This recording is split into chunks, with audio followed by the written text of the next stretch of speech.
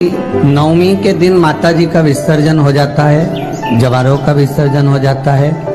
व्रत करने वाले कन्या पूजन भोजन भंडारा कराकर, सती कथा में कही थी कि नवरात्रे एकम से प्रारंभ नहीं होते, अमावस्या की रात्रि से प्रारंभ हो जाते, इसलिए उसको कहते हैं नवरात्रे। क्योंकि नवमी के दिन माता जी का विसर्जन हो जाता है, जवारों का विसर्जन हो जाता है। व्रत करने वाले कन्या पूजन भोजन भंडारा कराकर विराम दे देते। तो नवमी की रात्रि उसमें नहीं जुड़ा पाती, उसमें रात्रि अगर जुड़ती है तो ये अमावस्या की रात्रि से जुड़ना प्रारंभ होता है, तब जाकर वो नवरात्रि पूर्ण हो पाती। अष्टमी के दिन कन्याओं का भोजन कराओ या नवमी के दिन कन्याओं का भोजन कराओ, पर देवी भागवत तो कहती है, देवी भागवत तो वर्णन करती है कि पहले नवरात्रे से लेकर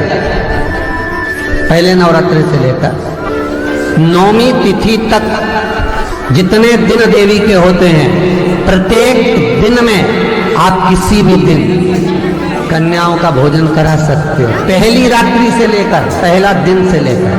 पर 9वें दिन तो सवेरे पूजन करके यज्ञ करके अनुष्ठान करके देवी को विसर्जन कर दिया, फिर नवरात्रि पूर्ण कैसे हो? नवरात्रि की पूर्णता होती है अमावस्या की रात से गिनी जाती है। कौन से दिन से गिनते हैं? अमावस्या की रात्रि, फिर एकम की रात्रि, फिर दूज की रात्रि, ऐसे गिनते गिनते अष्टमी की रात्रि तक और नौमी के दिन सुबह तक या दोपहर तक या शाम तक, जब तक आप यज्ञ ना करें तब तक ये 9 रात्रियां पूर्ण गिनी जाती है महाराज देवी भागवत के हिसाब से पूर्णता। अब हमने कन्या भोजन का जो क्रम बनाया, अष्टमी के दिन करा देंगे, नौमी के दिन करा देंगे, इस तिथि को करा देंगे, पर भाव देखिए, शास्त्र कहता है भूखे को भोजन जब कराइए जब उसको भूख लगी हो, और ऐसों को कराइए जिसको जरूरत पड़ रही है।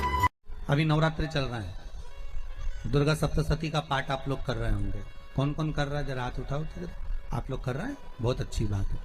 अगर आप नहीं कर रहे होगे तो ब्राह्मण दुर्गा सप्तशती का पाठ कर रहे होंगे।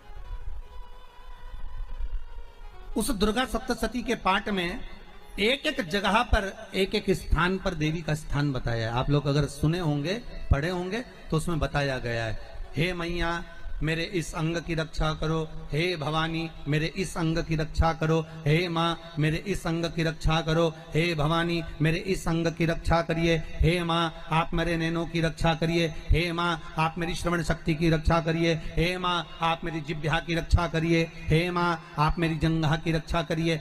आया कि नहीं आया? जब दुर्गा सप्तशती में एक एक स्थान का महत्व आया है कि इस जगह पर ये देवी का स्मरण करेंगे तो माँ मेरी कल्याण करेगी, माता मेरा उद्धार करेगी, बस उसी भाव में उसी स्थान को। शंकर के शिवलिंग में भगवान शिव का संपूर्ण विग्रह, संपूर्ण। और जब शंकर का संपूर्ण विग्रह है तो हम बाबा से अनुमोदन क्यों ना करें? अभी दुर्गापुर के पहले फुसरो में कथा थी, फुसरो झारखंड में। तो एक बात हमने कही थी फुसरो की कथा में कि जिस व्यक्ति को शरीर में बहुत कष्ट रहता हो, बहुत ज्यादा कष्ट अगर शरीर में रह रहा हो, तो मक्खन थोड़ा सा गाय के दूध का माखन निकालकर शंकर के शिवलिंग पर जो व्यक्ति बीमार रहता है उस व्यक्ति का स्पर्श कर। अभी तो खैर कोरोना महामारी चल रही है तो मंदिर भी सारे बंद हैं, पर प्रयास करा करो उस मक्खन का लेपन। जब ये कोरोना महामारी समाप्त हो जाए तब माखन का लेपन शंकर के शिवलिंग पर करना प्रारंभ करो, श्री बिजलेश्वर महादेव का नाम लेकर। कौन से महादेव का नाम लेना है? श्री बिजलेश्वर महादेव।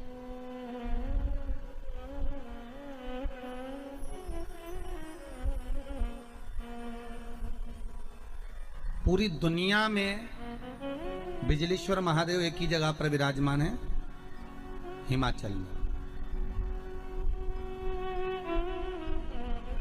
मनाली के पास। पूरी दुनिया में शंकर जी का एक ही मंदिर है जहां पर बिजली गिरती है शिव जी के शिवलिंग पर और शिवलिंग के टुकड़े हो जाते हैं। फिर उस मनाली में एक परिवार ऐसा है जिसके पांव नहीं है, वो बिना पांव का व्यक्ति पूरे मनाली में से मक्खन मांगता है दान में कि बाबा के शिवलिंग के टुकड़े हो गए। फिर वो चढ़ता चढ़ता ऊपर जाता है, धीरे धीरे घसीटता चलता हुआ जाकर बिजली महादेव का एक एक पत्थर उठा उठाकर, शंकर जी का शिलाखंड उठा उठाकर उसको मक्खन से जोड़ता जाता है, मक्खन से जोड़ता है। उसके बाद में फिर हाथी के पांव से भी तुड़वाओ, सूंड से भी तुड़वाओ तो वो शिवलिंग नहीं टूटता, मात्र मक्खन से ऐसा चिपक जाता है। वो बिजली महादेव है। शंकर की आराधना में ढोंग नहीं चाहिए, शंकर की आराधना में प्रपंच नहीं चाहिए। शंकर की हो गई गलती, कई बार शंकर की आराधना में गलती हो जाती है तो क्या शंकर रुष्ट होंगे? नहीं। शंकर अगर देख लेंगे कि 50 दिन अच्छा काम करा है इसने, एक दिन गलती भी कर दी तो बाबा स्वीकार कर लेगा। पर बाबा से बस मन आपका पवित्र होना चाहिए, इच्छा आपकी पवित्र होना चाहिए। आपके भीतर अहंकार, काम, लोभ, विषय, वासना, आसक्ति, तृष्णा, अहंकार नहीं होना चाहिए। भगवान उसको स्वीकार कर लेगा।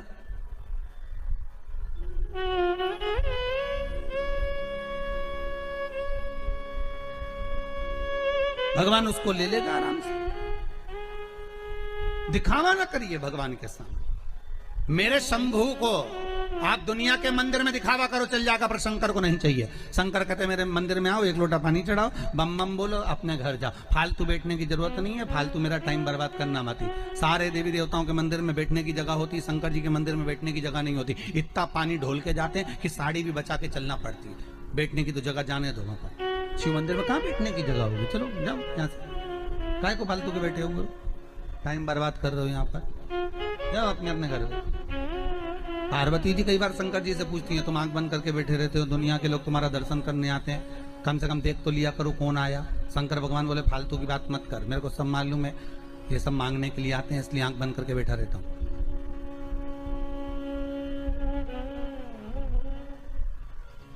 पार्वती जी बोली ऐसा कोई होता है क्या? शंकर भगवान बोले तेरी पड़ोसन क्या करके देख ले, रोज पड़ोसन क्या जाना, जीजी की जरा एक कटोरी घी दे दे, जीजी जरा तेरी चप्पल दे दे, जीजी तरह जरा सा मोबाइल दे दे, जीजी तरह थोड़ा सामान दे दे। रोज रोज मांगने जाओगे तो पड़ोसन भी दरवाजा बंद कर लेगी, तो मैं तो आंख ही बंद कर रहा हूं। तो आंख कब खोलोगे? शंकर भगवान बोले जो मेरे लिए आएगा तो आंख खोल लेता हूं। मैं जानता हूं मेरे भगत को कि ये मेरे लिए आता, मांगता कुछ भी नहीं है, बस आता ही है, दूध चढ़ाएगा, जल चढ़ाएगा, बेलपत्री चढ़ाएगा। और ऐसा बावरा कभी कभी बेलपत्री भी नहीं लाता, तो झाड़ू पोछा लगाकर हाथ धोने के बाद जो पत्ती पत्ती मिल जाती है उसी को धो के चढ़ा के चले जाता है। ये भगत है मेरा, ये भक्त है, इसको दिखावे से मतलब नहीं है।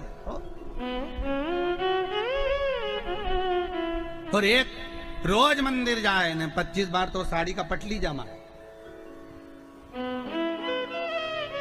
वो पटली जमा के फिर पिन मिन लगा के फिर पल्लू मल्लू लेके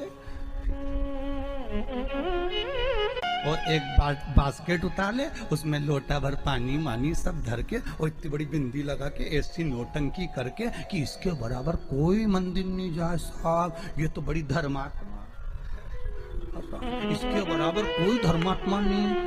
बाप रे, रोज आए, रोज मंदिर और ऐसी पूजन करे साहब, 2 घंटा तक तो माला लेने बैठी रहे। और इतने में कहीं की आवाज कर दे तो चिल्लाती भी है, उधर जाओ, उधर जाओ।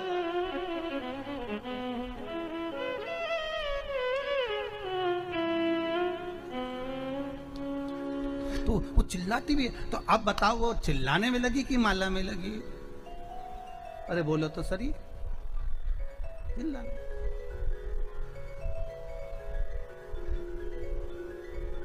अब ऐसे ही तुम हवन में बैठो, मालूम पड़े तुम सचंडी का हवन कर रहे हो, यज्ञ कर रहे हो, और मालूम पड़े पंडित ओम ब्रह्मचारिणे स्वाहा स्वाहा। अब देवी जी सोच रही है हवन आहुति यहाँ दे रही, देख मार रही है, और तुम कह रही स्वाहा, मैया बोल रही आहा। का है स्वाहा?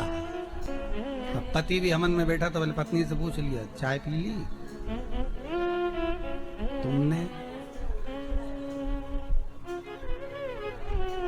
तो पूरा साज सजा के हो, हमारे पाँव से ऐसा बैठे तो यहाँ तकिया फंसा है और सामान रखो, स्वाहा स्वाहा। माता रानी भी सोचे रही मेरा हवन कर रही, मुझे ही देख ले।